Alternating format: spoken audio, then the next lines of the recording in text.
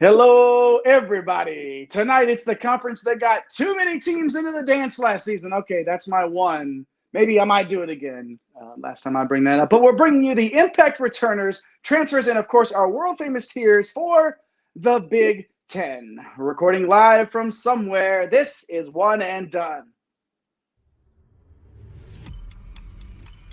Get out the insurance cards, get out the copays. The office is open, my friends. Brought to you by drroto.com. It's time once again for everybody to come aboard that Green Screens Media train. Welcome to the One and Done Big Ten preview powered by drroto.com. I am your humble host. My name is Jay Heinrich, the conductor of the aforementioned Green Screens Media train. You can find me on Twitter, X, whatever you want to call it, Elon's hellhole at Dr. William Cannon. And let's jump over to the captain, El Capitan himself. He is the captain of the Green Screens Media ship.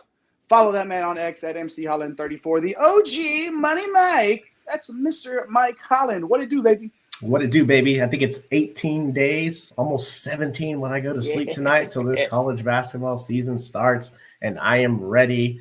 We only have two more conference previews after this. It felt like an eternity to get through all except for, I believe we left the Ivy out. Sorry, Ivy, maybe next year.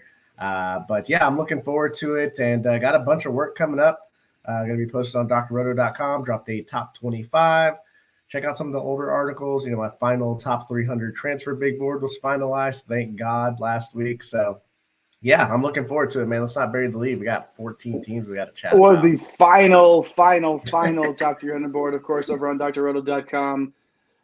And, of course, last in the intros, but first in your hearts, he's the Baron of Bread of Green Screens Media that you can find in those Twitter streets at Fantasy Nav. He is Eric the Blue. That is Eric Uromoff. What's happening? Man, I can't believe it is already around the corner, right? Like Mike talked about, we're wrapping up our conference preview series. That means that the work just shifts, right? We're getting ready for some of our betting previews. We're gonna have our DFS shows queued up here before we know it. And I know Mike's been getting busy out there punching some satellite tickets, right? So we're already ready for a very big day for that opening tournament on DK. And we are not the only ones that are ready. We have got a fully loaded comment section. We got Thomas jumping in here saying what's up. Hey. We got Grady G saying hello. Grady's new here. Hey, Grady. What's up, Grady? Definitely let us know what you think of the show. Let us know if you have any questions. Without fail, Kalen's ready. Straight into the veins. Time for some Big Ten. Right there, Don't baby. you dare call it the Bug 10. No. It's the Big Ten. Jay we might got Riley checking in as well. Yeah, It's the Big Ten. Fully loaded here for an awesome conference preview. Let's go. Thanks for shouting out in the comments and showing up. You too can leave a comment in the live chat and we'll flash it up there on the screen. Follow all of us on Twitter. Like and subscribe here on YouTube. That's the best thing you can do for us to do your part in the Green Screens Media universe. And shout out to our guy at The Real Napier, our guy Chris Napier, who's come on and done some work for us, the Green Screens Media family, becoming a big part of what we do here digitally. You can find him over on TikTok as well at Get Green Screens with our top 20 countdown. So do not miss that. We are in the middle of that, just like we are in the middle of these conference preview shows. So let's get right to it tonight with the Big Ten. Last year, Purdue comfortably won the regular season crown by 3 games, and then, of course, went on to capture the double-double by winning the conference tournament over Penn State, 67-65. All right, I hit on it at the top. Here we go. This is my time. 8 bids. Be nice. I don't want to. I do not want to, but I will be. Okay, eight bids to the tournament. Of course, Purdue got the 1 seed. Indiana with a 4 seed. Northwestern and Michigan State 7 seeds. Maryland and Iowa were 8 seeds. Illinois was a 9 seed, and Penn State, of course, a 10 seed. I don't have a problem if you get that many teams into the tournament, but I think we'll probably hit on the lack of advancement here in a little bit. But overall, though, this was the number 2 ranked conference by KenPom metrics. 13 of the 14 teams are inside the top 100. So I guess top to bottom, you can make a case. And then, of course, Minnesota's there too. So, yeah. How about some headlines, Eric? We always start with our guy, Eric the Blue, on some headlines. So give us the headlines for the Big Ten and get us rolling tonight. I will, but before I even jump into that, we got Mitt checking in, little Scotty fan here on Wisconsin. Appreciate you swinging through. Let us know what you think of the breakdown as we get into your team later in the show. But yeah, the headlines, like you mentioned, Jay, are just how expansive this conference's bids were last year, right? 8 teams made the tournament, but only one. Mr. March himself, Tom Izzo, made the Sweet 16. Will they get another 8 into the dance this year? It feels like if they do, I mean, just mathematically, they should be primed for a better outcome for March, right? I feel comfortable saying that, right? Like if they're going to get that many teams in, the odds will be in their favor that more than one of them will make it out of the first weekend. But also on merit alone, like there are some heavyweights in the top 5 preseason poll with Purdue, with Michigan State again, right? So obviously, we have to think there's a brighter outcome for postseason play for this league. The question mark around Purdue is fair. Last 3 seasons, they've lost to 3 double-digit seeds in the first round. It is a pretty triumphant feat, but I think that their chances of the ball bouncing back in their way is pretty favorable. One thing to keep in mind is whether or not they actually get 8 at all, given how much the rest of the country and these other leagues have kind of changed their picture, right? Big 12 added 4 more teams. Mountain West got stronger. The ACC had a down year last year that, opened the door for, some of these fringe teams to make their way in. So, after a pretty populated conference appearance, legitimate question as to how many make it in and how many will advance into the second weekend. And now that I've had a chance to study the tape, I'm actually going to jump in and steal Mike's bit here, a little gimmick infringement. I'm going to talk about some of these freshman classes. The Big Ten, they didn't go nuts on these transfers, right? It seemed like a lot of the heavy hitters were coming in from the ranks of the high school. You've got Michigan State. They have their number 5 composite ranked class. Jeremy Fears and Xavier Booker are headlining that class. We actually broke down that class in our recruiting specials. That is all in a playlist here on our YouTube channel. But we've also got Ohio State retained a bunch of its recruiting talent from the prior year, adds another top 10 class headlined by combo guard Tyson Chapman, forward Scotty Middleton, right? And Indiana, they went and bagged themselves a 5-star. We've got Mackenzie Mbako coming in, can be a pivotal player in their season. And look, the guy that is going to have to be the main piece, or he's a considerable piece for Maryland, Deshaun Harris-Smith, right? Coming in, probably going to see some run pretty quickly. So all these guys, they all have fairly considerable opportunity as soon as this season. It's going to be fun to see which ones step up and really take it by the horns. Man, you didn't just commit gimmick infringement. You just ripped the whole thing away from him there. I love the breakdown of the incoming freshmen there. So, Mike, no freshmen to talk about, really. So where are you going to go with some headlines now? Yeah, thanks, Eric. I'll go with Michigan and their roller coaster of an offseason. Yikes. You lose Hunter Dickinson and that whole drama. The Caleb Love saga that Jay got fully invested in there for a little while. And they missed the tournament last year. That's fair. That's definitely fair. So what is Coach Juwan Howard and his squad going to do this year? We're going to talk about them a little later in the show. And then I got to circle back to the conference as a whole. So my question, does this style of play in this conference work in March? 32nd in tempo of all the conferences, 7 teams that were ranked below 250 in the country in tempo. Only 2 teams in the top 100 here. So look, for the last, forever now, big men have been very prevalent. We see it littered all over preseason All-American list again this year, where it's 1 guard and 4 big men. Ridiculous. But guard play, Jay, is so critical in March. So my thing is, who's going to step up in the guard play in this conference is going to be huge. It's nice to have these big men, but Oscar Tshiebwe, Zach Edey, these guys haven't gone very far in the tournament, right? So maybe that's just a coincidence, but kind of the style of play doesn't lend itself when you run into some of these teams that get up and down and shoot threes. I mean, yeah, the 3-ball in college is almost like 4 points. So yeah, we'll see. We hear how, they talk about college being the land of the big men, right? Because they're sticking around longer in NIL and whatever the reasons are. But like you said, Mike, it's not necessarily the way to win games in the tournament. The guard play still matters, right? Definitely does. So, all right, we got another comment here. Rolling in tonight. Yeah, Mason there? Here. Mason, this is Nebraska's year. Let's go. Okay, that's a little bit of a hot take that we'll hit on, but welcome, Mason. And then Mitt's back too. AJ Store, guys. We talked about AJ Store. Yes. And yes, please stick around because I got something in store for this for AJ Store. In store? Yeah. There we go. Didn't see that one coming.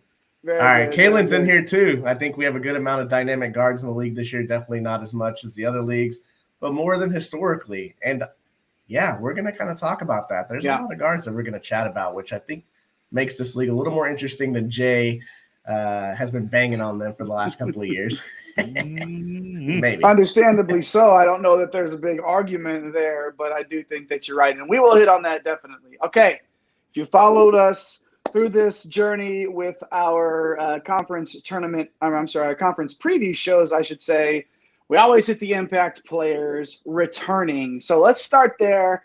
We're going to give you 4 trios to be exact, 4 trios of players, and then a quad box across the league. So the trios will each be at the same school.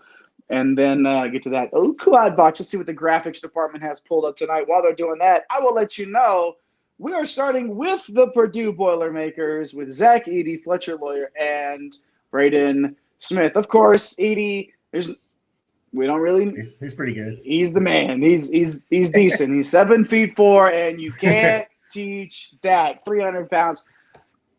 Okay, but he's not like, when you think of 7'4", 300, it's like I think of like Mark Eaton. Zach Edey is not Mark Eaton. Okay, Mark Eaton could not carry Edey's gym bag. Okay, this is not. Don't let the size throw you off. This is an all-around player here. 22.3 points, 13 boards, and over 2 blocks per last season, of course, in a fantastic season and Player of the Year awards. Fletcher Lawyer, the combo guard, 6'4", 180 pounds, 11 points and 2.5 assists last season. And then Braden Smith, the point guard, 6', 175, 10 points, 4 boards, 4.5 dimes, and 38% from 3. All right. I mean, if you're going to go ahead and make history by losing to the 16 seed, at least you're the first 16 seed to ever lose that's bringing back the National Player of the Year. Congrats, Purdue. There you go. All right. Killing them softly tonight, Jay. Killing them softly. So, look, that's one way to look at it. I look at it from this perspective, though, on Purdue. And I've been back and forth on this. And I put them number 5, which is, lower than what a lot of people are putting them out in my top 25.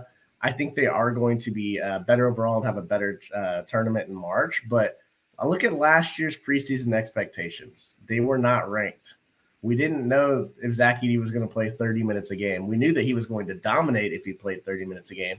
And then their backcourt was consisted of 2 freshmen, Lawyer and Smith. So to say, what they kind of overachieved, I feel like last year, and all those expectations, right, came crashing down. They still shouldn't have lost to FDU. That's a whole nother story we can talk about for another hour. To me, that they were always a year away. So they were kind of ahead of schedule. Edey's a bona fide star. Smith and Lawyer, they now have a season under their belt. The sky's the limit for these guys, right? Backcourt play is so they couldn't figure out how to dump the ball into Zach Edey against a bunch of dudes that were 6'6". So that just comes with experience and knowing your system. And now Lawyer and Smith, I think, have a chance to really, really have a redemption season, especially Lawyer, right? Kind of faded away towards the end of the year. But Braden Smith, man, like not a lot of hype preseason, came out and balled out. And of course, you have the National Player of the Year. So yeah, I'm liking this team. I don't think we're going to be shocked by another double-digit seed, but I don't know about the ceiling. As a Final Four team, if I had to pick one from this conference, we'll talk about that later. Yeah, for sure. Giving them a hard time, obviously, but the talent's there, and I like your assessment of them being even ahead of schedule at that point. Like, to be a 1 seed, I don't think that was necessarily, that wasn't written in the stars. I don't think it's something that they sort of earned throughout the season, and played well up until that point. An unfortunate way to end their year there, but yeah. Lots to be excited about there at Purdue. And then, of course, the other team that people think of at this point in this conference, along with Purdue, is, of course, Michigan State. And it's January, February. Izzo is what we're still going with here because, of course, it doesn't matter wherever Michigan State gets into the tournament.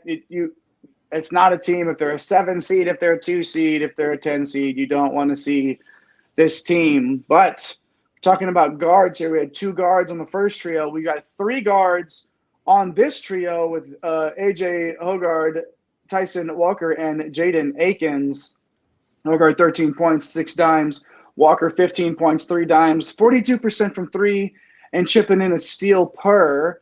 And then Akins, of course, the combo guard at 6'4", 190, 10 points, and shot a spicy 42% from 3. I know Mike has been very, very vocal about this being one of Coach Izzo's top 3 rosters on paper. And Eric, it starts with this backcourt trio. Yeah, look, this was a trio that had a lot to do with their deep run last year. Now they are back for another season, another year in this system. And, this roster really, it feels like they kind of have it all. We'll spotlight these 3. Each one of them kind of gives, a different sort of wrinkle, right? It creates versatility, it creates stability across this roster. With Hoggard, coming in at 6'4", 210 pounds, like one of the strongest guards in the entire country. His outside shot can probably improve a little bit, but his ability to use that weight to get into the lane, to get to the rim, that's something that makes him a legitimate playmaker. Walker is entering year 5. He's arguably the best scorer of the bunch. He can handle, he can play point a little bit. So, a lot of things to like about his game. And with Akins, he's your sniper, right? Like, he's your knockdown outside shooter. These 3 together, like the way that their games complement each other is a really dangerous collection of talents and skill sets. They obviously know each other well, having played in this system. They're obviously very comfortable with Coach Izzo and what he's trying to do on the court. So, like you mentioned off the top, like this roster feels like it's got it all. It's all coming together, and that has a lot to do with the play of these 3 guys. You know what I love about Hoggard is he's slump proof. Like, because even if the shot's off on the outside, he'll just get to the basket. And then if he's not doing that, he's still getting you 6 times a game. Yeah. Like, he's contributing scoring to his team in some form or fashion, no matter what is going on. And that's just one of the reasons why he's so valuable. That, and he's constantly banging around the otto guards and wearing them down as the game goes on. Nobody wants to play against that guy. Yeah, no guard. You don't want to have to guard him for 30 minutes. But of course, it looks like we have another comment here. Sliding in. Let's go. What do we got? Lizzo, the best Lizzo Izzo in the Big Ten. Oh boy. Yeah, Mason. Look, the old Nebraska fan there. Yeah. Whether or not that's a typo, Izzo's got to be feeling good as hell heading into the season. It's about damn time. Yep. Yeah, it was good. Good as hell. Very good. Very good. Oh my God. Lizzo. 2? All right. Call that a twofer. Can we move on now from this one? Can we go on? Let's save ourselves from this. All right, moving on. Let's get over to Ohio State. Bruce Thornton, Roddy Gale, and Felix Okpara. Thornton, the point guard, of course, 6'2", 215 pounds, another big guard, 10.5 points, 2.5 dimes, and 38% from 3.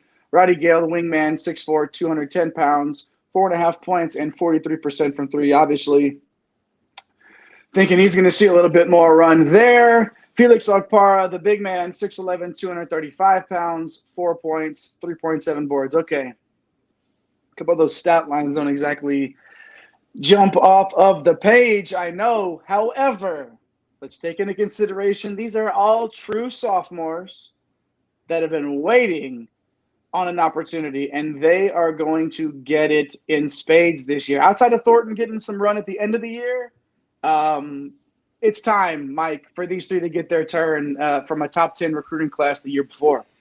Yeah, absolutely. Nailed it right on the head, right? The stats aren't going to jump out, but what's going to jump out is the talent, and it just needs to be put on display. We saw, a pretty good amount of Thornton towards the end of the year. Okpara, got a couple of starts there. Zed Key had the injury. You lost Sensabaugh, right, to the draft, but these guys are so young. They're so talented. I was banging on the drum when Ohio State fans did not, were trying to get rid of Coach Holtman, and it does not make a ton of sense to me. But when you look at Thornton, right, I think he has a chance to really break out, become one of the best point guards in this league. I mean, strong on both ends. And then, like I said, we saw flashes of him being big time towards the end of last year. And then Roddy Gale's got the biggest upside. He's a great shooter. We only got to see a little bit of him. What else is left in the bag, right, for him? That's to be seen. And then Okpara, he got some good run, like I mentioned, with Key out. I was impressed, especially on the defensive end. And look, you're getting Zed Key back. He's a solid player. I think that you've kind of seen the ceiling of Zed Key. Like, he had a couple of – I remember the one Iowa game where he went absolutely berserk. But you kind of know what he is, right? He's going to give you, 11, 12 points. He's going to give you 6, 7 rebounds. He's going to play, 27 to 28 minutes. I think these three guys right here, along with the incoming freshman class, another top 10 class that you mentioned, Jay, opportunity to get this program back. And I think, hitting the reset button, for Holtman a little bit here after last year, right? Like, you're going to have to give these guys some time to develop. It's going to be a very dangerous team, I think, come Big Ten play. So I'm excited to see this trio and some of these other younger guys get after it. If these, let's say these sophomores don't take the next step forward, how warm is Coach Holtman's seat? I don't think it has to be warm, man. He's been such an excellent offensive basketball coach. I mean, I don't know if he's ever finished outside the top 50 in offensive efficiency since he's been at Ohio State. So, look, you're not going to – it's tough to be great every single year. So I think, this year, we project them to do pretty decently. We'll talk about that a little bit later. Yeah. But I don't think the seat's going to be very warm. I don't know, but it's Ohio State fans, right? Ohio State fans sure does think so, or might think so, I would imagine. But yeah, I believe in what Coach Holtman's doing there. Obviously, this is a nice trio here to go on. Ohio State fans, Michigan State fans, Purdue fans, hop in the comments. Let us know what you think. How we broke down your players here, your stars. How about one last trio, right? We had 4 trios here. Let's get to the last one here in Maryland. Let's go to those Terrapins with Jameer Young, Dante Scott, and Julian Reese, one guard here, and that's Young, the 6'1", 185-pound combo guard, averaged 15.8 points, 4.6 rebounds, 3.1 assists, and 1.3 steals. Little chip, little dip there, like our guy Eric likes to say. Dante Scott, the forward, 6'8", 230 pounds with that Kevin Willis body, 11.3 points, 6 boards. And then Julian Reese, a little bit too taller, got a 6'9". What you think the forwards they go and they line up? You think that Reese gives him crap for being like 6'9" and 6? Anyways, they're both 230. Reese averaged 11.4 points, 7.2 boards, and of course, swatted away 1.2 blocks per. Eric, this is about as solid as a Big Three as you're going to find in any conference, and these guys are back for a run at a Big Ten title. Yeah, it's super solid, and they're in prime position for that run, right? Like Coach Willard has done an absolutely phenomenal job with this program, not only bringing in this talent, but also developing it, right? I'll start with Jameer Young, one of the top guards in the entire conference. He's lethal off the dribble. He can just completely break you down. He can get to his shot pretty much anytime, anywhere. Candidly, I'd like to see him use some of those handles to get his teammates a little more involved, right? Kind of dish after he breaks someone down. But if nothing else, a guy that can get to his shot at will is always going to have a role to play. In terms of Scott, like he's heading into his 5th year. He's an absolute bruiser, right? Like he can stretch the floor a little bit. It didn't show in his efficiency last year, but he's just got so much experience. He's really the lifeblood of this entire team. And of this trio, Reese is probably my favorite of the lot, right? Like really took a big step forward around the midpoint of last year as an undersized 5-man. He's the player that I have in mind when I talk about Coach Willard really developing these guys. Reese is super, super aggressive. His offensive game is continuing to grow, right? Like there's still some upside there. And, based on what we've seen over the course of this offseason, feels like he's going to carry this momentum into the upcoming year. And really, I kind of think that this Maryland team goes about as far as his ceiling goes, right? So shout out to Coach Willard. He's got this squad in prime position, and these 3 are going to be a ton of fun to watch. I wouldn't be surprised to see Reese's stats at the end of the season look something like 15, 8, 1.5 blocks, like just a super, super solid line. And that might not even be his ceiling, on a night in and night out basis. I think Reese is going to flirt with doubles most nights. It's going to be fun to watch. Looks like we got some more comments. They're rolling in now. What do we got, boys? Getting a little spicy. Overrated. We got an overrated. I think that's maybe about Lizzo, the musician. No way about Lizzo. Lizzo. Who knows? And then Kalen's looking forward to this Maryland Nova game coming up. Yes, that's going to be a good one. That one is going to be splashy. Ooh, Thomas in here too. Again, whew, Nova has no chance. Marquette. Big East rivalries run deep, my guys. Let's go. Oh my goodness, Love to that's hilarious. Good stuff. Thank y'all for hitting us up there, interacting in that comment section, that live chat. We appreciate it. Keep it up. As we move on now from our trios to the old boo boo boo boo. Jay's That's a favorite. quad box. That's the quad box sound. Oh man. This is what I'm talking about here. Terrence Shannon, Xavier Johnson, Jaden Epps, and of course it's Boo Booey, my guy. Look at him there. It's Boo Booey. Look at him. All right, but why don't we, for the sake of the graphic, let's go to the top 2 players. Mike, I'll come to you first with Terrence Shannon and Xavier Johnson. Of course, Shannon, the 6'6", 225-pound guard for Illinois, 17 points, 4.5 boards, just under 3 dimes, and just over 1 steal per. And then Johnson, the 6'3", 200-pound guard from Indiana, 10 points, 5 dimes on 37% from 3 and 1.2 steals. Mike, absolutely critical pieces for both of their respective teams to get back. Yeah, absolutely. And we got to clean up a little bit here. That Jaden Epps, we talked about him last show. That is definitely Chucky Hepburn for our resident Wisconsin guy that's watching. We do know that. Yes. So we're cleaning that up for sure. But yeah, you talk about Illinois. So I went with Shannon here. I could have gone with Coleman Hawkins. With Shannon, like he's just so versatile. Kind of a weird year last year because they didn't really have a point guard, and that's kind of a question mark this year. Feels like if he could make an outside shot, he would be in consideration for Big Ten Player of the Year. But I think he's a great asset on both ends of the floor. Look, like I love him because I've watched him play so much in the Big 12 with Texas Tech, right? Coleman Hawkins, reason why I didn't want him on the list is because of consistency. I just feel like he's just so inconsistent. Kind of complains to the refs. I like his game. He's a very good passer for his size, but I think if this team wants to go, far, not only, in the Big Ten, if they want to go far in the NCAA tournament, I think Shannon has to be an all-conference first team, which he is a preseason first-team player. He's got to be that and a little bit more. And then you look at Xavier Johnson, like the season was cut short last year, which was, kind of disappointing, right? He was playing pretty well. And he's going to have this leadership for Indiana. You look at the Indiana roster. There's no TJD. There's no Race Thompson. There's no Miller Kopp, guys that, we've just been accustomed to talking about, right? It's going to be some young guys. Eric hit it off the top, Mbako. Kella Ware is transferring in from Oregon. So these guys are going to be doing some heavy, heavy lifting. He's got to make the game easier for these guys. So It'll be interesting to see how aggressive Xavier Johnson is throughout the year.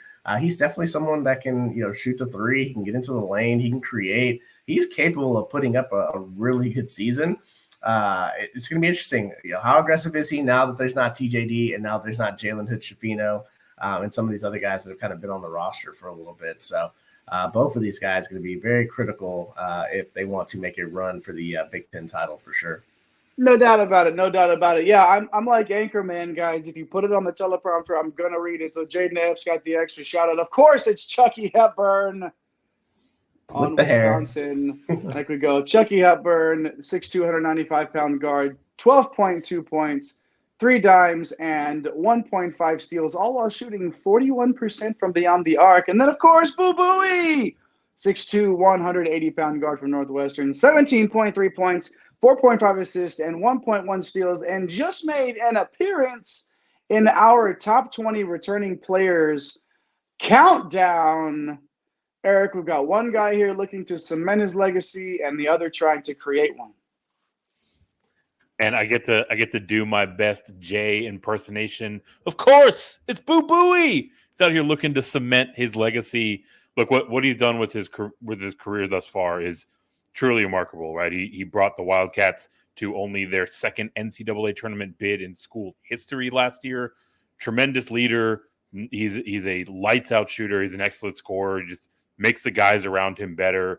He did lose his running mate in Audij last year, but he has a roster. He has a roster around him and has a real opportunity to cement his legacy, not only in Northwestern lore, but in college basketball lore. So going to be a ton of fun to watch him play this year. And for Hepburn, right? Like, now's his time. He's heading into his junior year. He has the opportunity to really step forward as a leader and bring this team back to the tournament. He led the team in scoring last year. He has a more than capable front court at his disposal with Tyler Wall and Stephen Crowell. They can certainly make things happen. Now that he's a junior, you'd like to see him pull it all together. I think he's the type of player that can. The thing that really hampered him in seasons past was his decision making, right? There were a couple of times where he made the wrong pass. He let a ball get away from him, whatever it might be. I think heading into this upperclassman season, we see him tighten that up, and that can be all the difference for this Badger team.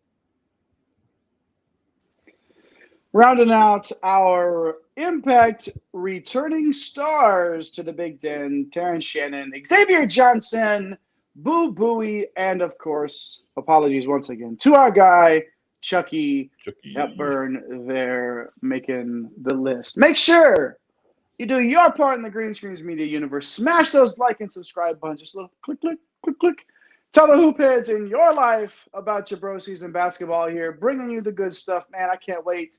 I love these conference preview shows, but I cannot wait for us to start breaking down DFS. Like, oh man, we're gonna be coming to you for the big slates, and of course, we've been coming to you for the big and small conferences. Doing the Big Ten tonight. Shout out to everybody that's hopped in the live chat with us. Of course, if you're watching a little bit later on, weren't able to stay up late past my bedtime anyway. To be honest, out here in Central Time Zone, it's where we're pushing 11 here, but we're bringing it to you anyway.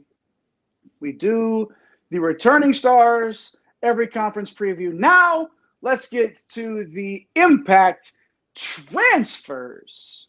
A 5-man list tonight, starting with Kellel Ware, transferring in from Oregon to Indiana. He's 7 feet tall, and you can't teach that. 6.6 points, 4.1 rebounds, 1.3 blocks. He just happened to fall at number 10 on Mike's top 300 big board. Mike earlier talked about losing TJD and Race Thompson. So, at this point, Ware is going to be counted on. I don't want to heavily is probably the correct way to put it here. And we'll see if he'll be able to tap into that potential that we know he has. Yeah, so much potential. He's a top 5 consensus prospect just a year ago. He's got a unique skill set. Really both ends of the floor. He can change the game with his shot blocking ability. He can step out and shoot the 3. So, yeah, I'm ready to see him. Obviously, with Oregon, not really sure what's going on there. I probably would have played him 30 minutes, but I'm not going to challenge Dana Altman, right? His ceiling as a player is potential lottery pick. So, if you're going to replace TJD, I guess a potential lottery pick is something that you want to shoot for, right? And that's what he's going to bring to these guys, and we'll see if they can unlock his potential. And yeah, for them to get deep into the tournament, along with Xavier Johnson's leadership, this guy's going to have to put up more than 6 points and 4 boards a game for sure. And he's going to have to be a force on the defensive end. So I'm looking forward to it. He's one of the guys that I am going to be, first couple of weeks of the season, I am going to be paying attention to very heavily to see how he's fitting in. All right, let's plant our flag right now. I want points and rebounds averages for where. What do you Eric? I'll come to you first. Let's do it. Let's say he gets 30 minutes. Let's say he 30 gets 30 minutes. If he's getting 30 minutes, because this team's got 5 stars up and down the roster, man. Yeah, 25 he's definitely in double double territory, right? Pretty easily. I mean, I don't think so, but I don't know if he gets the shooting stroke going all that quickly. I'll put him at 14 and 11 if he's getting 30 minutes. All right. Yeah, I'll go 16 and 9. Just because it'll be tougher for him to rebound in the Big Ten. I'm gonna meet you in the middle. I'll say 16 and 9. Wait, what did you just say? You said 16 and 9. You just agreed. I'll go 14. No, 14 and 9. I won one. I got the points from Eric and the rebounds from Mike. 14 and 9 is my guess there for where. All right, moving on now. Marcus Domask, forward from Illinois, who transferred in from Southern Illinois, 6'6", 215 pounds. For Southern Illinois, he averaged 16.7 points, 5.7 boards, 3.8 assists on 35% from 3, which is right there. If you know me and you've heard me talk, 35% is where I prefer my shooters to be. Number 60 on the top 300 transfer board over at drroto.com. Eric, he's an all-league player from the Missouri Valley, and now year 5, bringing his game to the power conferences. Yeah, and the name of that game is versatility, right? Like the versatility is what this team was missing last year, and Damask really brings it in spades, right? You can slot him in at the wing. He can make a bunch of different things happen for you in that position. And not only do we have his very impressive career in the Missouri Valley Conference, there's also a ton of chatter and reporting that he's just lighting things up in camp over the course of this offseason. So, a lot of reasons to be excited about him coming into this Illini program.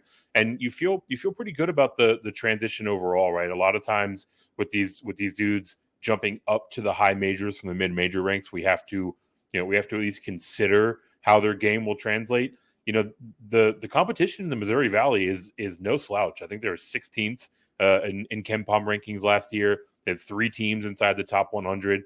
His former team, Illinois State, was one of those. But nonetheless, like he's banging around with some serious rosters there, and I think that game's really going to translate nicely this year for the Illini. Let's move right along now to Olivier Kamwa. Of course, now with the Michigan Wolverines, transferring in from Tennessee, 6'10", 240 pounds, averaged 11 points and 5 boards for Rick Barnes last year. Number 38 on the top 300 board, Mike.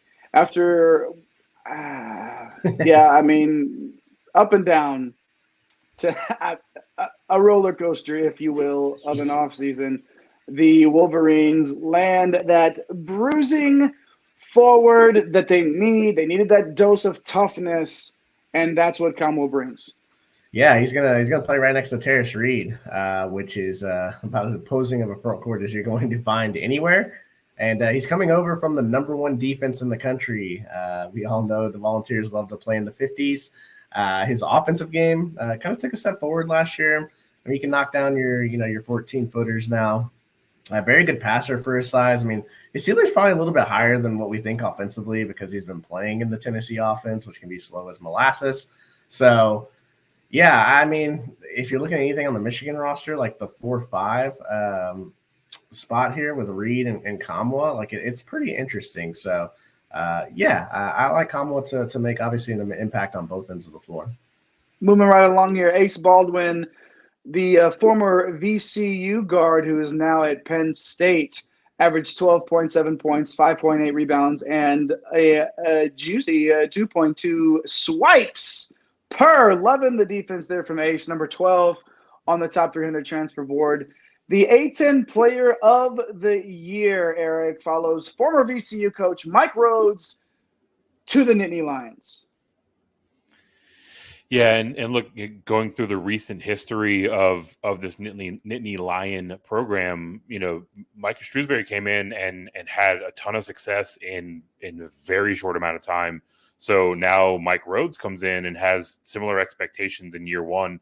And, Baldwin comes over with him, obviously going to be familiar with the system, but he also comes over as one of the better two-way guards in the entire country. He's right in the conversation with Posh Alexander for the best defensive point guard in the land. And on the offensive side, like he can break down a defense. He can really get to his shot, but he's not always making the best decision in terms of when to actually pull that trigger and fire that shot off, right? We'd like to see him, really up that efficiency heading into this year. Presumably he's going to have former VCU teammate next to him, Nick Kern's coming over. So, a lot of opportunity for him to be successful, not only in the system that he knows, but also as he and his running mates really kind of take a step up. This is a team that's completely transformed. So if he wants that opportunity, it's there for the taking for him. Last on our list, but not least, Jamison Battle, the former Minnesota big man, transferring now, of course, to Ohio State, averaged 12.4 points, 3.8 rebounds, and came in at number 32 in the top 300. Obviously, we don't have the rankings speak for themselves in terms of why we think these guys are the impact transfers in this conference. And this is even with Battle coming off of a bit of a down year, I would say. But getting out of Minnesota and into, a system with one of the best offensive coaches in the country should set Battle up for a nice season, Mike. Yeah, the stats took a drop. I mean, he normally around 45, 36, and 80 from your four-man. I think he's got an opportunity to play some three here too. Holtman's gonna have some options with his versatility. He has deep range. He's played 35 minutes or more every single year in college. So he's going into his fifth year. His experience is going to be absolutely valuable, along with Zed Key, right? They're going to have all these young guys around him. I just feel like he's going to be very, very important for Ohio State's chances to make a run at this thing. It looks like we got some comments about our transfer list, which typically we do, upwards of 10 transfers or so. It felt like this conference had a lot of returning impact players that we went with. Mm-hmm. And, you guys let's flash them up here. I mean, Rink Mass for the old Huskers. Hey, look, Jay, right? We were all about Rink Mass last year with Bradley. A very, very solid player. Can do some things on the floor, right? I worry a little bit defensively about him at the Big Ten level. But I think he's going to play pretty well in that system for Hoiberg. And then where is AJ Storr? AJ Storr, as I have it right now, is probably coming off the bench. I don't know who he's going to start over. He's not going to start over Chucky Hepburn. He's a wing, right? So, no AJ Wild. Maybe. All right. So Connor Exegian, right? Are you taking him off the floor? He showed flashes of brilliance last year. Max Klesmit, I mean, super experienced, been in the system. AJ Storr is coming from a Mike Anderson-led St. John's team. Super talented. If you guys watch this guy play, just got taken out sometimes for taking poor shots, having a bad attitude. Look, obviously those things can change, which is kind of weird because it's kind of a clash, right, from what Wisconsin typically does. So this was one of the – and we talked about this offseason. This was one of the weirdest fits, I guess, for me with Wisconsin. I'm sure you guys would agree. Well, we brought that up initially as soon as we saw it. I think I texted in the group chat and said, what, just question mark, what's the thought process here, right? Right, like completely just it's out of left field. Now, do I think he could be an absolute X factor in this conference? Absolutely, but the list of X factors, and I don't know. We got Thomas in here saying he reminds me of Johnny Davis, kind of. I think he's got ceiling to be Johnny Davis light. Big praise. I don't know. Undeveloped Davis. I could see that, right? I watched a lot of St. John's, and I understand that was a train wreck last year. Like, we all watched and we're like, what is happening? And so it's just weird. Like, I don't know that he starts. So, if he comes off the bench and plays 20 minutes, he's got to take good shots. He's got to play defense in that system.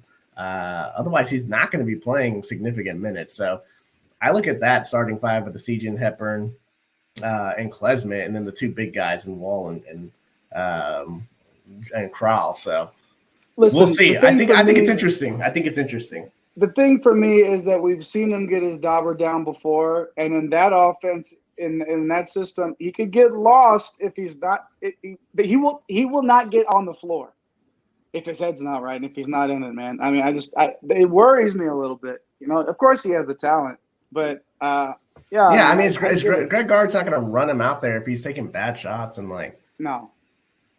I don't know. Not at all. Good stuff. We appreciate that, though, hopping in there in that live chat and in those comments.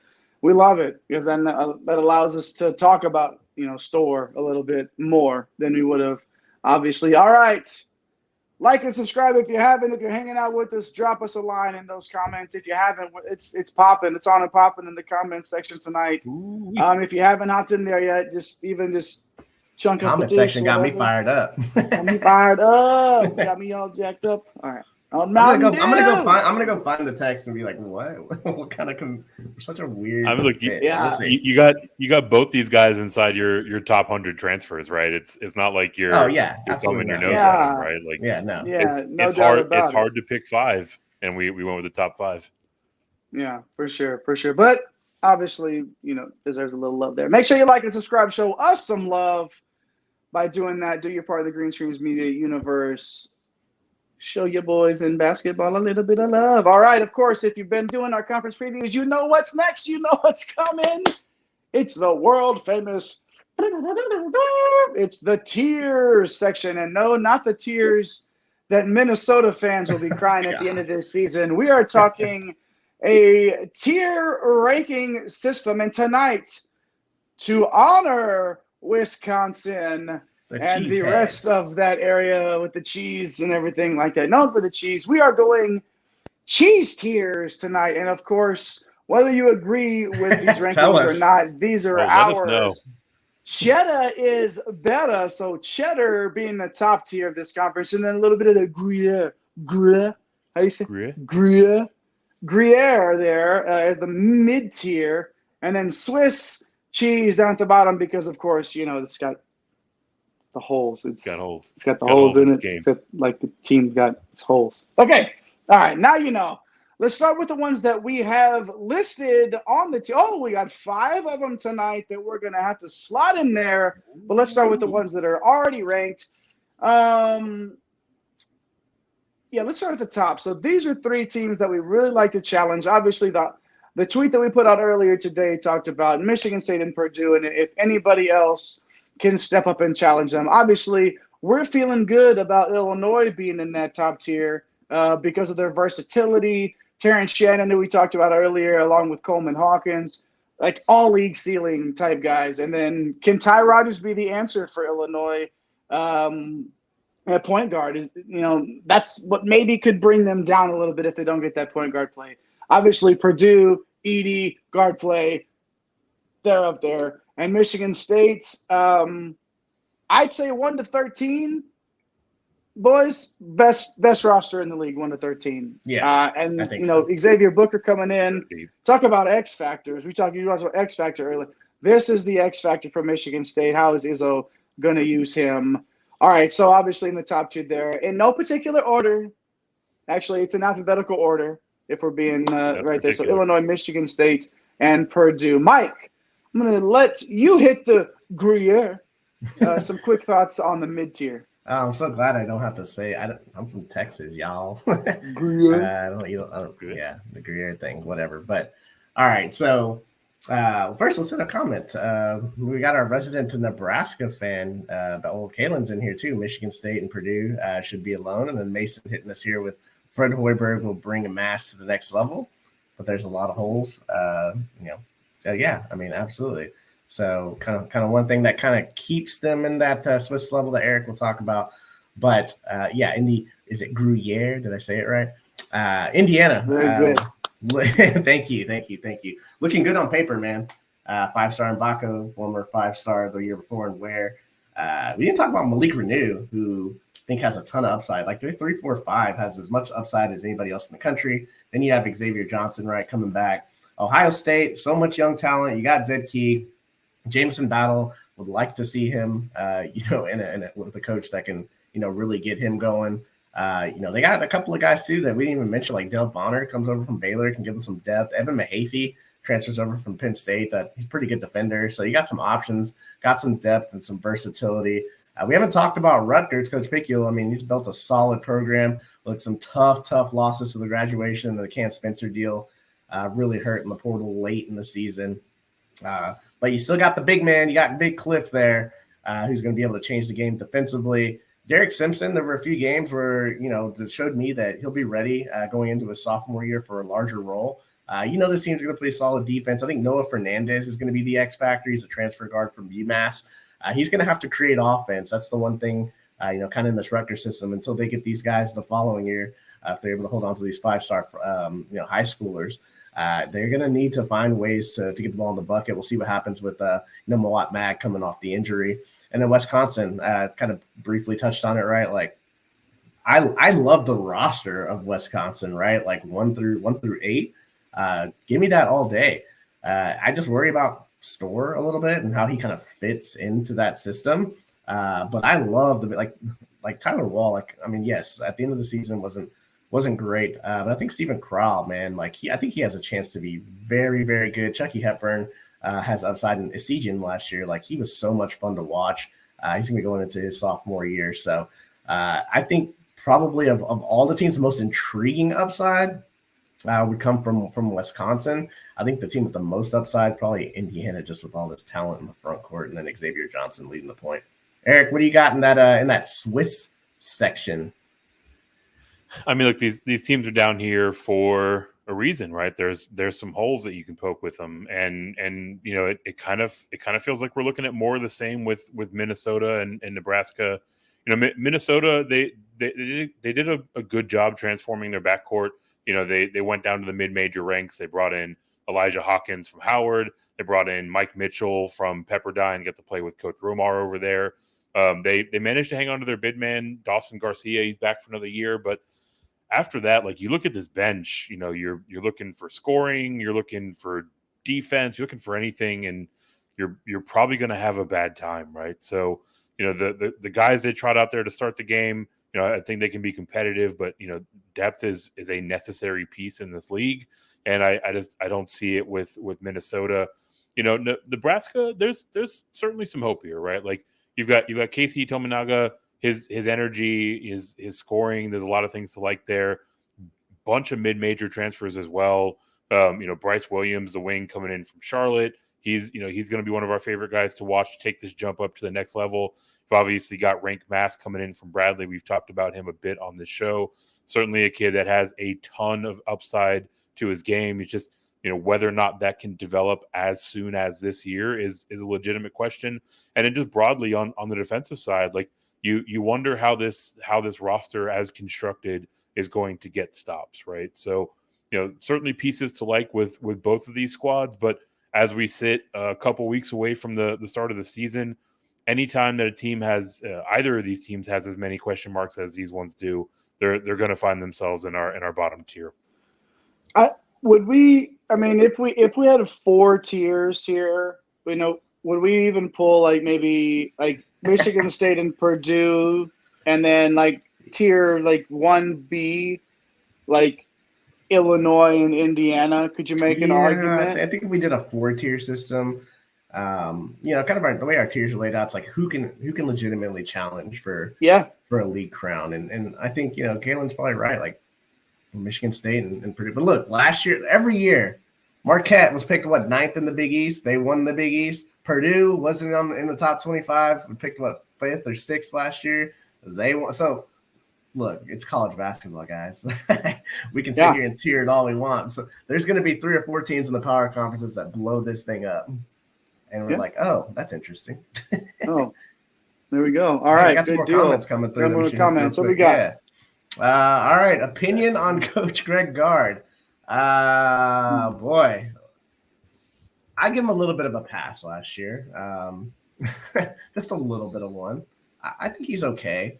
When I think of the Greg Gard, though, I think of the fight with with Juwan Howard, which is fantastic. Still I think that's what Thomas was getting at too. Anyone better than Juwan Howard? Either that or anyone's literally better than Juwan Howard. But yeah, I mean, the guy's been so successful. Like, what are we gonna do here? Like, better than Greg Gard. So there you go. I mean, the thing with Greg Gard is though, like, he's won 20 games. What, 5 or 6 of his? What has he been there? Like 8 or 9 years now. So that's not easy. Kind of tough. Yeah, I mean, he's been to the Sweet 16 a couple of times. You know, the postseason play. Recently hasn't been great. But I think he's got a really good team. Yeah, they're so deep. I think they're deeper now than they have been. Anyway. Exactly. He has no heart. Took a big step back when they lost Bo. Oh yeah, I mean that's a big loss. Play Bo Ryan. So yeah, I mean that's kind of the thing there. And then anyone better than Juwan, and then Mason with the old preach on that one. So. Hey, I didn't come into tonight thinking we were going to talk a lot about Fred Hoiberg and Greg Gard, but here we are. We appreciate you guys in the comments. Yes. We love that. Like, absolutely. Yeah. Keep it coming, man. So keep them coming. Keep them coming while we slot in those 5 teams there at the bottom of our old tier maker. Once again, I am the tiebreaker, and I will decide. I have the power. No one man should have all this power, but I do. Thank you very much as the conductor of this train. I'll break the tie if I need to. Let's start with Iowa, the Hawkeyes. Mike, what do you got? Where are you putting them in these tiers? Oh, man. Well, first, I hope there isn't an Iowa fan. Man, I just feel like I'm dogging the Big Ten, but I don't mind it this year. I gotta anger somebody. We've been waiting on you. We've been waiting. We've been waiting on you. Right? Oh man, Chris Murray's gone. Your boy Jay Rabracha's gone. One of the McCaffreys and Connor's gone. I'm not jumping up and down with what they have coming back. I mean, I like Tony Perkins a little bit.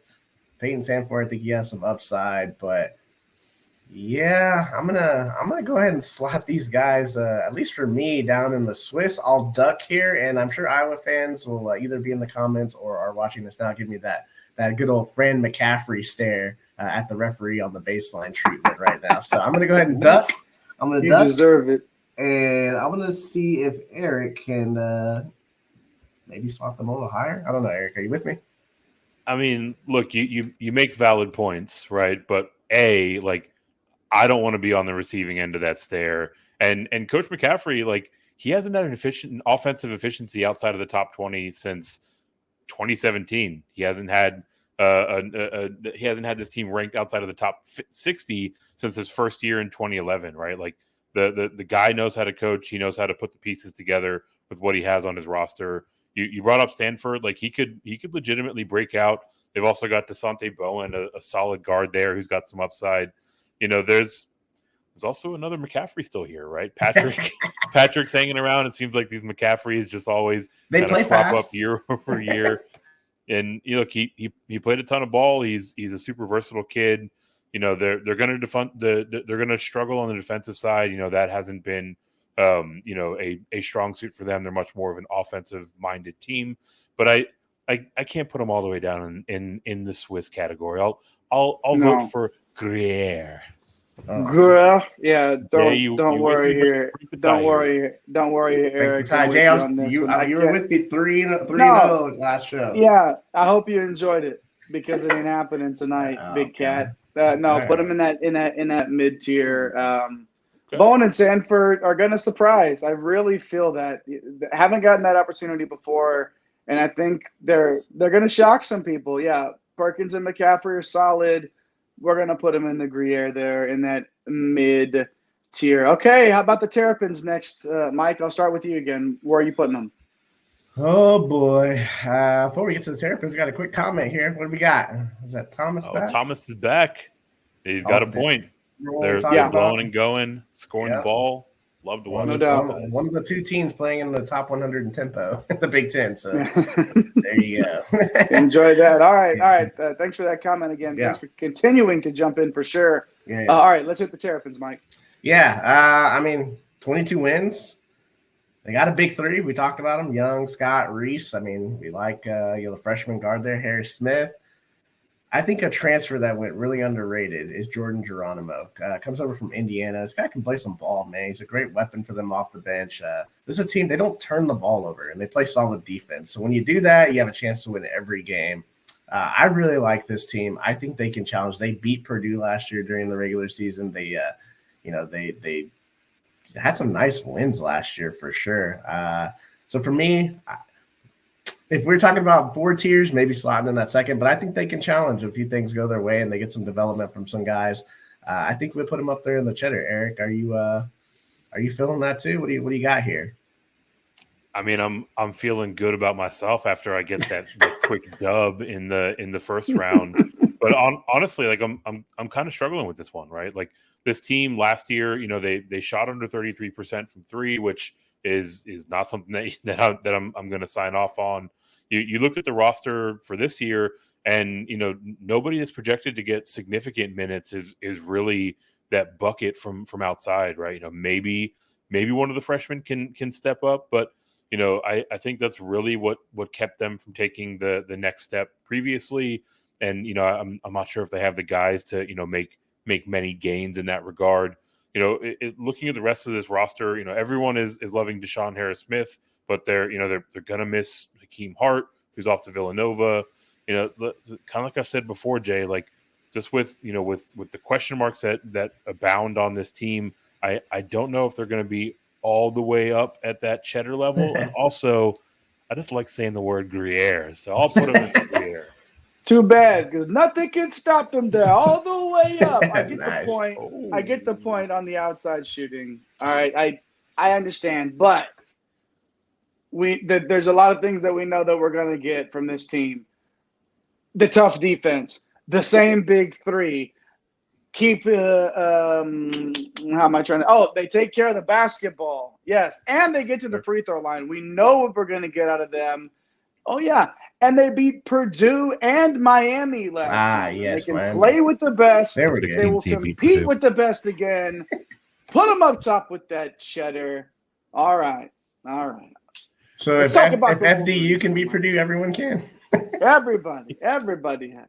Hey. One shining moment. One shining moment. Yes, believe it.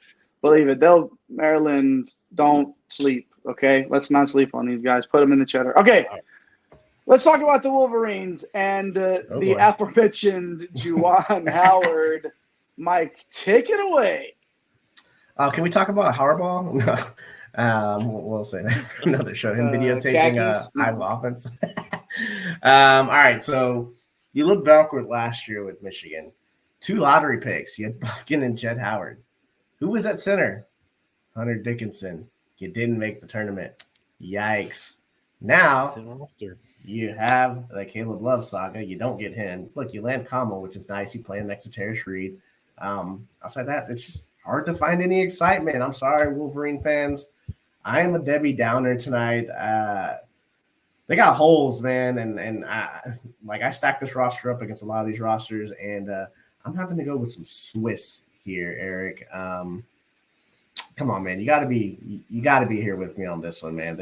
Unless you're going with Dougie McBuckets from there to go for like 25 and 10 every night. My guy Dougie McBuckets, he would be good on like 1 out of 12 slates, but those were great slates. And look, this whole setup's weird, right? Like you detailed very well how talented this roster was and how they couldn't really do anything with it in spite of that talent.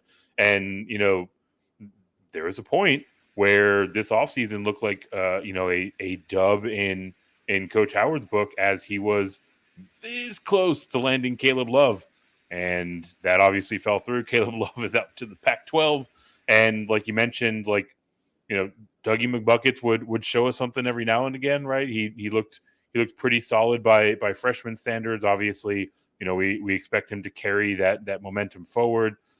Terrace Reed, he's in for a monster year, just given how much usage and opportunity there is. But overall, Mike, I think I'm with you here, right? Like it's going to be tough sledding with this roster night in and night out. Ken Palm has got them projected below 500 in conference, 9-11.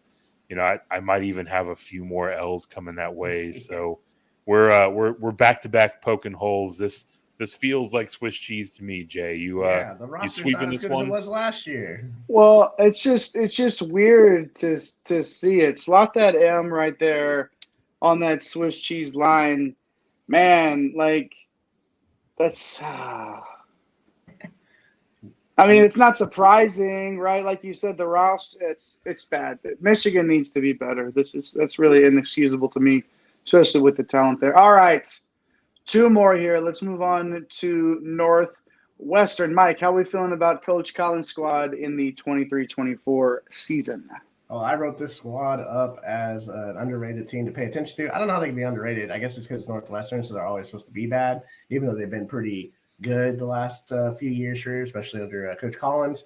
But it's your boy Jay Boo Booey back for year 5, and yeah, I think Eric hit on it. You lose Adige, like that's not great, right? But luckily, there's that transfer portal. Ryan Langford comes over from Princeton. They had a Sweet 16 run, so he's got some good experience there.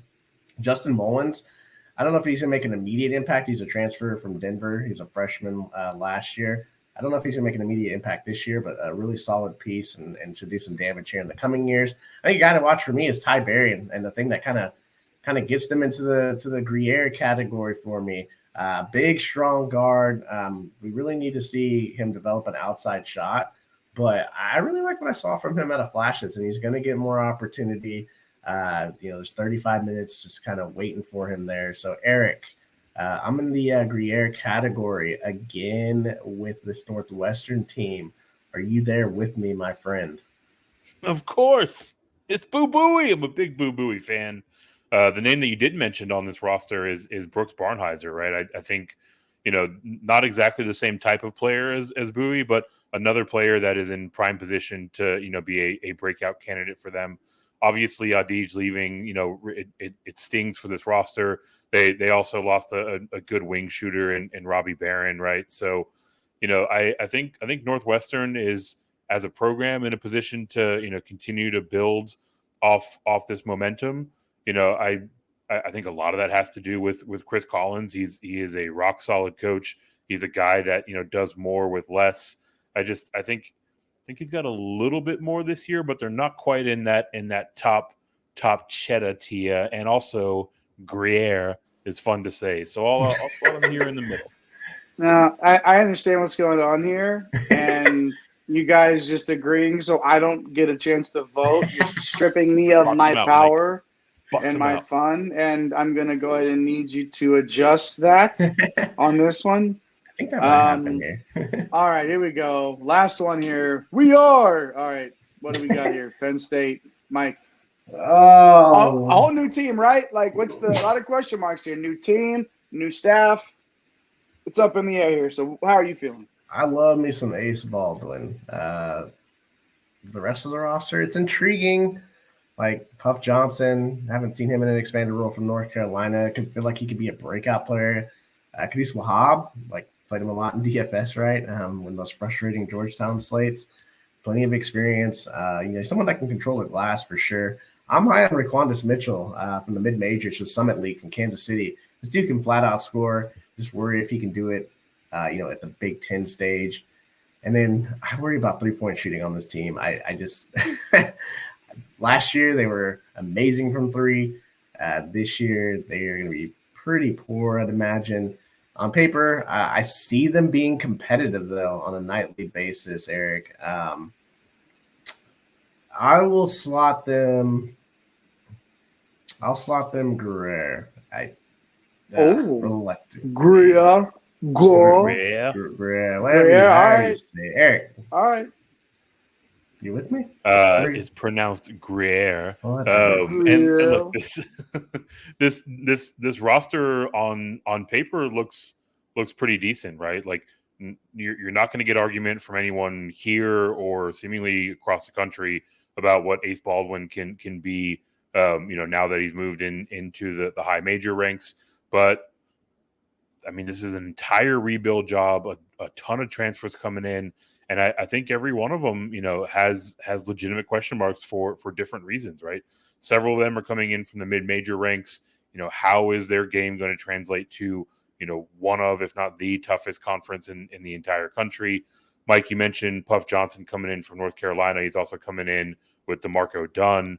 We've also got Zach Hicks coming in from Temple. Like, are they going to be good enough in an expanded role, right? Like, each of these guys to varying degrees has shown a little bit of something in, kind of a secondary or even ancillary role. They're probably going to be asked to do a lot more. And sometimes that transition takes time, right? So, like, for me, I'm trying to be consistent here, even when we have, a fair amount of confidence, like we do with the coaching staff coming in, even when they're bringing guys in from their program, these day one type rebuilds, like they take some time. So I'm going to wait to see this one actually play out on the court as opposed to how it looks on paper. And I'm going to pop them in the Swiss category. Jay, you get to close us out with a nice little tiebreaker. Where you going? Very good, very good. And I wish I knew where I was going, and I don't have any idea where this team is going and what it's going to look like. Is it going to gel? Is it going to mesh? Outside of Ace Baldwin, who we are obviously very, very high on, is there another all-conference caliber player here, even in a third team? Anything really? Look at those teams in that mid tier, in the Gruyere tier. Those are NCAA tournament caliber type teams, in my opinion. I can't get there yet with the Nittany Lions. So Swiss cheese it is in Happy Swiss cheesed up Valley. Swiss cheese it is. All right. So our final tiers up in the cheddar is better. Up at the top, Illinois, Maryland, Michigan State, and Purdue. Of course, in the mid tier, Gruyere for tonight in the cheese tier. Indiana, Iowa, Northwestern, Ohio State, Rutgers, and Wisconsin. And the old Swiss cheese with the holes in the team. Michigan, Minnesota, Nebraska, and Penn State. That wraps up the tiers. And boys and girls, that wraps up our Big Ten preview. What a night, especially in that live chat. We appreciate everybody dropping in. There's still a few minutes here to get your last shout-outs in before we sign off. But first, I'm going to go to the Baron of Bread himself for some closing thoughts. Some clothing thoughts on the Big Ten. Some clothing thoughts too, if you want to talk jerseys. There. Eric, yeah, clothing. We all got it on today. We all got it on. Hey, closing thoughts on the Big Ten. Eric, go ahead. Man, I kind of made this point tongue in cheek off the top about 8 teams making their way in last year and only one of them making their way out of the first weekend, and how just math is on their side, that we'll see more teams advance from this league. But practically speaking, I think on merit these teams are largely looking better, right? Like some of the programs that had questions about their upside, a lot of that had to do with age, with experience, with tenure on the court. A lot of those programs retain their key guys, right? A couple of the outfits out there that were just a piece or two away really did a good job in answering those questions through the transfer portal, right? So look, I think we might see another good sized lot of Big Ten teams make their way into March. But if nothing else, I think the ones that do are in a better position to make some noise this year. That eye test for me is going to tell whether or not I even pay attention to any of these teams in my bracket again, because we talked about the style of play not translating, but we shall see. Let's go to the captain. Close us out. Yeah, I'm going to be watching for these things that are intriguing to me towards the middle and bottom. I'm looking a lot at Wisconsin, keeping a sharp eye on Michigan for sure. Penn State, I really want to see what this looks like. Like, I know all the names from, I just haven't seen their games in expanded roles, so I'm excited to see that. And also, can Illinois and Maryland can they push Michigan State and Purdue like we think they can? So that's definitely going to be a lot of fun. And yeah, I'm looking forward. Who do we got coming up on the? We got what, 2 more shows left, Jay? 2 more shows. The SEC coming up next. So make sure that you have hit those like and subscribe buttons. Turn on those notification bells as well so you do not miss a minute of what we are doing here at Green Screens Media and on One and Done. I am the conductor. My name is Jay. He is El Capitan himself. That is Mr. Mike Holland at MC Holland 34. At Fantasy Nav in those Twitter streets, of course, is the Baron of Bread of Green Screens Media. That's Eric Romoff. Shout out to at The Real Napier. Shout out to at Get Green Screens on Twitter and TikTok. And shout out to at One and Done CBB over there on X. Give everybody a follow. Shout out to Thomas, Caitlin, Mason, and of course, Grady for hopping in those comments. SEC next, coming up. Tell somebody you love them. Have a nice day. Let's get this bread, baby. Thanks for stopping by the office. Get your fantasy prescription by subscribing to the channel and checking out drrodo.com. And until the next visit, be well and take care.